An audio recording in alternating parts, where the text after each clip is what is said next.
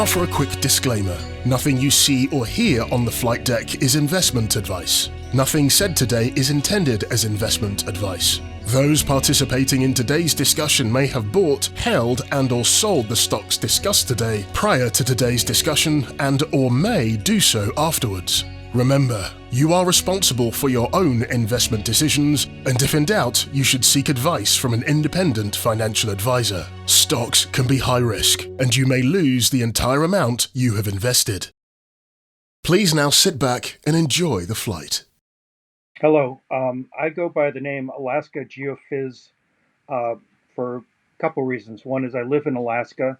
I've lived up here since 1993, came up with BP, British Petroleum at the time, and we love it up here. I'm a geophysicist by background. I started in 1982 with Ohio, which was later fully purchased by British Petroleum. I've done exploration, appraisal, and development. Had a chance to fly up on a field trip to Alaska in probably the early 90s and really loved it. And I worked a transfer up here in 1993. So I've worked till 2014 with BP, again, in various roles between technical as geophysicist, project coordinators. We built under my project, a 75-mile ice road out to the National Petroleum Reserve, Alaska, where the Willow project is being formed out there. Mm-hmm. And we drilled 2 exploration wells. And so again, I've got background in Alaska. I'd also worked temporarily in California at one time, and I met a guy named Bob Rosenthal, who's now also a Pantheon technical director for kind of the oil and gas part of the company. So I knew him, and then I also worked with Ed Duncan, who is the founder of Greatbear Petroleum. And Ed and I worked together in Houston. And Ed's a great guy. He's very knowledgeable, have a lot of time for him. But when I retired from BP in 2014, I was a business development manager for the Kapark field. And basically I had about $5 million signing authority for wells and various commercial roles where we negotiate projects, make sure that BP's interests were covered since ConocoPhillips was the operator. But I got a lot of exposure to all the fields in Alaska, a lot of exposure to both technical and commercial. And when I retired, Ed Duncan basically gave me an offer I couldn't turn down. I joined as an exploration manager of Greatbear Petroleum in 2014. Yeah. Can I just interject? So you've previously known Bob Rosenthal from California days? Yes. And Bob and I worked the onshore California stuff. So Ohio was in the process of being bought out by BP, and they wanted someone that didn't actually work California to go up there. It wasn't tainted by a lawsuit that was ongoing with BP at the time up there. So I went in there and helped with the transfer of the properties back to the Houston office through the sale. Again, did some technical work, and then eventually I worked some offshore California, the Point Arena Basin. But Bob was an interesting fellow, and good technically. He taught me how to eat dim sum, which is a Chinese type food where you get platter after platter of food, and your lunches can take a long time to finish, but always entertaining. Ed, again, he's just a great guy, very knowledgeable, and I've posted in my little thing under the Discord Pantheon flight server various videos of Ed, and again, some of the comments that he makes on presentations to the Pantheon investors, but very sharp guy. He'll be out during the coring of the Megrez well, and again, take kind of oversight of where they start to core, how they analyze the core, and how they feed the results back to people like Schlumberger, eSize, and Baker Hughes, the VAS study. So again, all entertaining stuff, and I've gotten to know David Hobbs a bit through his participation on the flight server, and again, I'm very proud to know that he's in charge of the company. Yeah, so just for those who are joining this audio feed, so I'm Flight, and I founded and started Flight's investment server that's on Discord, on the Discord platform. I'd previously used Discord for project management, where I just use it as a data dump for various projects, and you can create channels and invite many people to sort of participate in a feed. I find it better than Slack. And thought when I was interested in Greatbear Pantheon, I started to produce a data dump for myself and then invited others to sort of join. And it's kind of grown from there to about 3,500 members now. Most lurk in the background. There's only about 40 or so people who regularly contribute, but there's about 1,500 visitors per week. And it's growing. But just to say, so back in the day before David Hobbs, the now executive chairman of Pantheon, was part of that community, he was just a shareholder like many of us, and then obviously was known to the company and actually, in fact, joined the company. So he previously was a member on the flight server, but he's obviously no longer active and being part of Pantheon. So AlaskaGeophiz, thanks so much. I've really enjoyed our conversations over the last 2 years. I'm something of a dangerous armchair geologist. I kind of understand something, but I'm very dangerous. I don't understand the full picture. And anyone who reads my comments on the Discord server should take that as an advisory because it's just an opinion, but mine is nowhere near valid, and I'll make that clear from the start. But thank you so much for your contribution. It's really significant. Your background just speaks for itself, and I love the fact that we're doing this as an audio feed, but you're sat in a Greatbear cap, and that's making me smile. So Pantheon are ready to spud another well, the Megrez #1 well. They're targeting 609 million barrels of oil and NGLs, natural gas liquids, and I think about 3.3 TCF of gas in that exploration well. And it is an exploration well. It's an extension of what's called the Eastern Topsets, as part of an extension of the Harpoon accumulation, the Harpoon field. And that's just one of Pantheon's 2 projects. So when you were exploration manager with Greatbear, I think you'd looked at the shelf margin deltaics and the idea that what they're currently shooting for was there at the time, and had a look at that on the 3D seismic. But I think at that point it was outside of their leases. Is that right? No, they were actually within the leases. They had roughly 500,000 acres at the time. Ed and Bob and other folks put together the Greatbear Petroleum shale oil play. And again, the east of the Dalton Highway and the pipeline, which runs right next to the pipeline, runs right next to the highway. And it went further west. Yeah, I looked at the seismic that was available in 2015 and mapped out a prospect called Australis, one of the stars in sort of the Big Dipper type constellation. And it was very interesting. It has definitely 3-way closure, which is a structural trap term for how oil can accumulate, which then relies on a 4th component, which is a stratigraphic or a fault seal. But it may also be a 4-way closure. It didn't have all the seismic at the time to see everything off to the east. And it's also, the data has been shot under the Sag River, so the data quality there is a little bit challenged, just because, again, the vibrators and the receivers can't all be put for safety reasons in the river, which is mostly frozen, but there are some open water areas during the winter where the river goes through there. So again, the data quality is a little bit more challenging. eSize has picked a location along with the technical folks at Greatbear Pantheon to pick a good spot to drill and get 3 of the 9 amplitude anomalies or AVO anomalies they've seen. So again, it's a little younger formation. It's going to have better porosity and permeability. It's going to be where they could develop either straight under the Megrez pad, which is just west of the Dalton Highway, or more likely most of the reserves are going to be to the east, either underneath the river or on the far side of the river to the east. Again, they've given it a probability of success as an exploration well of 69% or round it to Mm. 70%. And Yeah, that's it's high, really is it? high. High, isn't it? Yeah. So the four components that make up that geological chance of success, and each one of those mathematically needs to be what, in excess of 90% to reach a, well, it must be higher than that to reach an overall chance of success of 69%.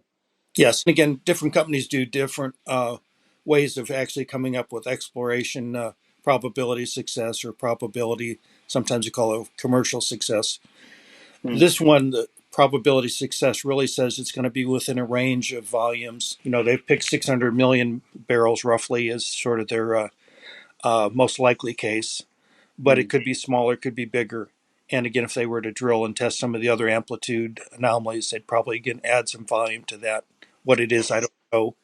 Again, as an ex Great Bear person, I'm not privy to all the information that's currently known by the people working there. But it's exciting. And you've previously worked with that team, and then Greatbear merged with Pantheon Resources, and you no longer work for the company. Yes, I'm retired. I'm happily retired. I look at bears and moose in my yard. I can tell you a bear story later if you want. In-flight announcement. Flight's investment server. Sharing industry insights for the good of all. If you'd like to be part of our investor community, and for more information about the topics discussed today, download the Discord app to your phone or computer, then use the invitation link to join, which you can find below. But yeah, I left in 2015 and we drilled the Alkaid #1 well. It was an ice pad well, which is what we typically do in Alaska when we don't have road access off the gravel road. So they built a short ice road, ice pad. They drilled Alkaid #1, which was pretty close to a vertical well. And we found what we anticipated from the seismic. And again, I did the seismic mapping at the time. And unfortunately, because the Sag River had overflooded, there were all types of logistic issues. Getting the rig in and out of there was going to be a problem. So we didn't get to drill as deep as we wanted. We didn't get to test it like we wanted to. And that all got postponed until 2019 when Michael Duncan and Pat Galvin and other folks from the old Great Bear organization got some new investors through Pantheon. And they did a test, got a little bit over 100 barrels per day. They had a gas oil ratio they determined from the well. And from that led to them requiring more acreage and eventually doing the Theta West, which is the big basin floor fan deposit with the Talitha well. Yeah, so the idea of actually using a modern day completion technique would be that they would produce under a multi-frac horizontal well. Pantheon have been talked about as being the Permian Basin north, just an awful lot colder. But my understanding was that, and it's part of the thesis of why I originally bought in, was the idea that if they could certainly flow tight reservoirs in the Permian Basin, then the reservoir quality in the rock that Pantheon was looking at was actually better quality than even the Permian Basin. And so using the modern completion technique and transferring that into Alaska, that was the basis of my initial interest. And so just to sort of put that out there for those who don't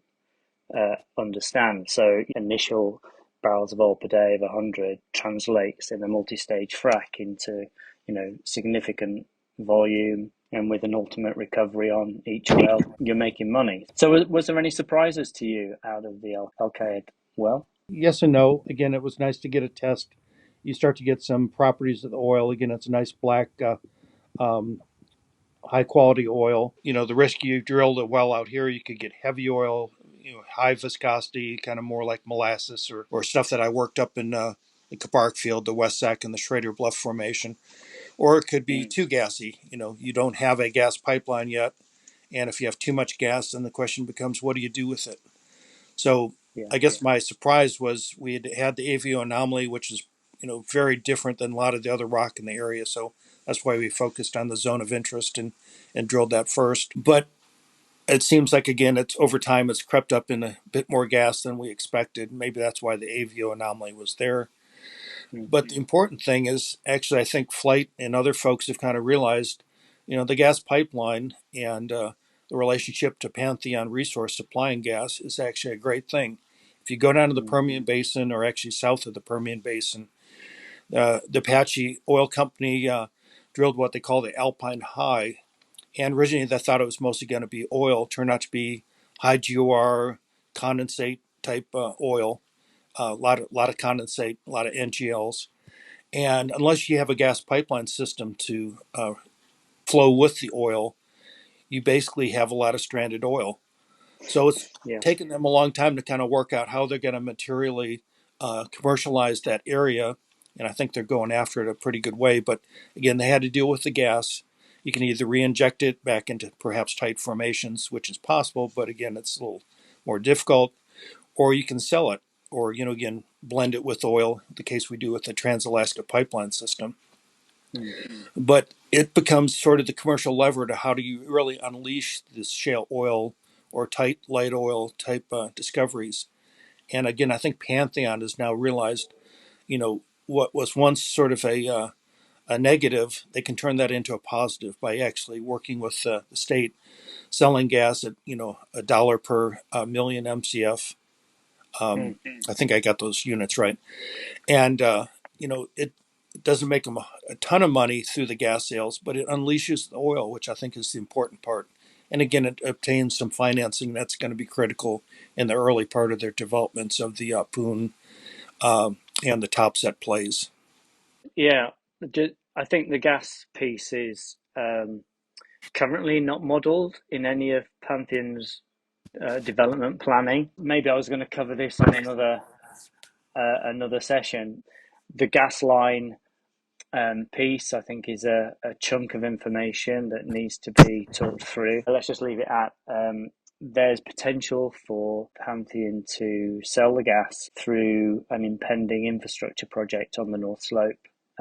That's looking more and more probable, but it's not across the line yet. So the Republicans look like they're taking office, and I'm sure that gives the state an impetus to try and get some of these infrastructure projects across the line. And we were talking about Alkaid and Alkaid 1, Alkaid 2 being relatively what I would call light tight oil permeabilities in the decimal type millidarcy range 0.001, 0.003, 0.01, kind of pretty rock. It does flow against through fractured stimulations or multi-stage fractures in horizontal wells. But if the rock is as good as we think at Megrez, you're going to flow naturally without having to do fracks. A frack will certainly improve it too. But again, this is rock that's going to basically flow much greater volumes at a greater rate. And again, you're going to have, probably less water coming out of it. The water be more segregated in the trap, while over at Alkaid and those, you might have 50, 40, 60% water cut or water associated in the pore volume with the oil. So you're going to have a bit of water to produce with some of these light tight oil things, and also the gas that comes with it. This one's going to be more segregated into a more typical conventional trap, as I see it. So again, much higher rates, much quicker payback, and it's just altogether much better. Yeah, it's conventional, isn't it? So yeah, really exciting stuff. There are two major catalysts coming up within weeks. We've got the Megrez 1 well that's been drilled, and then we will have some kind of political or legislative decision on the gas line, and I think that it's certainly an interesting time. Thank you so much, AlaskaGeophiz. You're a very welcome participant in the Discord server. It's fascinating that normal Joes like me and many of the other members can pop in there, ask you questions, and your openness to sharing information and knowledge is truly appreciated. I think we need to do another one on sort of DMAX thesis. That's one that I enjoyed putting together with you, and definitely understanding the likely transference of what that meant from the Talitha well when they then went a step out of 10 miles to the west and drilled the Theta West well, and then looking at the DMAX thesis and what that meant for the potential of the acreage was again another driver for me in coming to this as an investment. We'll sign off now. Okay, thank you guys. Thank you from all the crew here at the Flight Deck, and hope to see you soon over at Flight's investment server, sharing industry insights for the good of all.